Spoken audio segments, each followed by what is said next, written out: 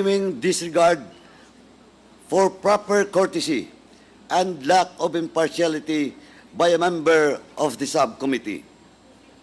In particular, I am referring to the actions of Senator Ronaldo Bato de la Rosa.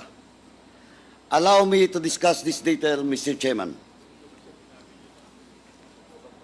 Senator Bato de la Rosa action of participating as a member in a proceeding where he is named as one of the individuals involved in the implementation of drug war did not produce meaningful results, but rather cast doubts on the integrity of the whole process.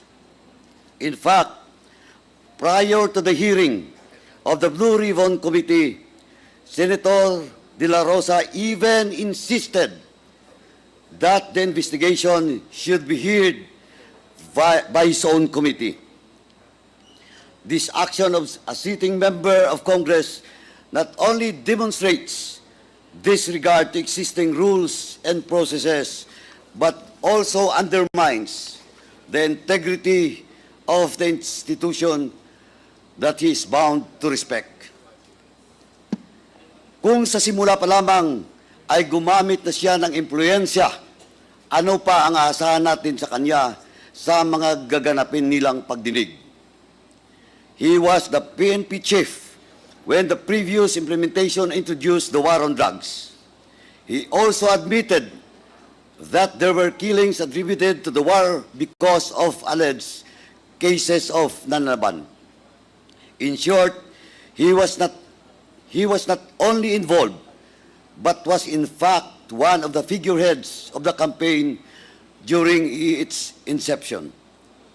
Hence, he should have been mindful that his presence in the hearing as a member of the panel would compromise, if not invalidate, the whole proceeding. Hindi naman pwedeng ikaw ang mag-imbestiga sa iyong sarili. Clearly, this is conflict of interest on his part.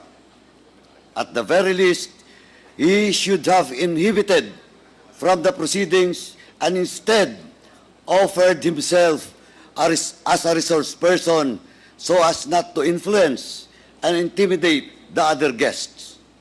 Unfortunately, the Honorable Senator failed to observe this. Even after the hearing, Senator Bato continued to conduct himself in a manner contrary to what is expected from a member of Congress.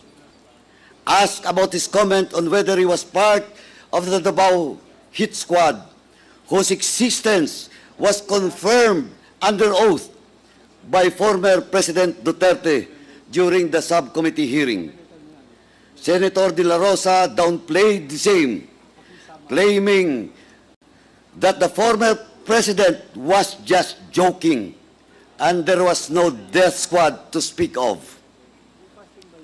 Now begs the question, why would a committee member defend and even interpret a clear statement made by a resource person in a congressional hearing?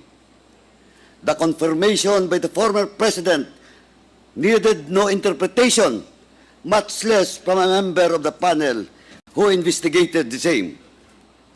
If you would ask me, it is as if the Honorable Senator came to the defense of the former president while seeking to exonerate himself from any liability.